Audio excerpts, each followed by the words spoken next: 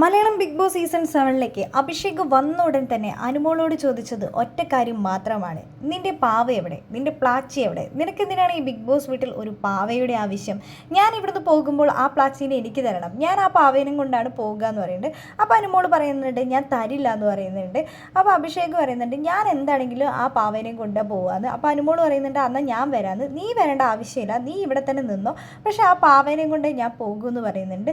എന്താണെങ്കിലും അനുമോൾക്ക് അഭിഷേക് ഒരു ക്ലൂ തന്നെയാണ് കൊടുത്തിരിക്കുന്നത് പ്ലാച്ചിൻ്റെ കാര്യത്തെക്കുറിച്ച്.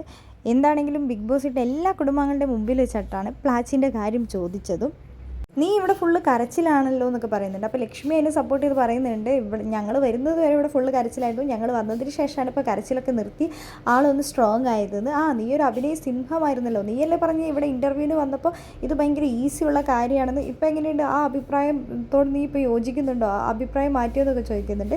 എന്താണെങ്കിലും പുറത്ത് അഭിഷേകും അനുമോളും നല്ല സുഹൃത്തുക്കൾ തന്നെയാണ്. എല്ലാവരോടും നല്ല കണ്ടന്റ് കൊടുക്കാനാണ് അഭിഷേക് പറഞ്ഞിട്ടുള്ളത്. എന്താണെങ്കിലും നമുക്ക് കാത്തിരിക്കാം ഇനി ബിഗ് ബോസ് വീട്ടിൽ നടക്കാൻ പോകുന്ന പുതിയ ടാസ്കിനായി.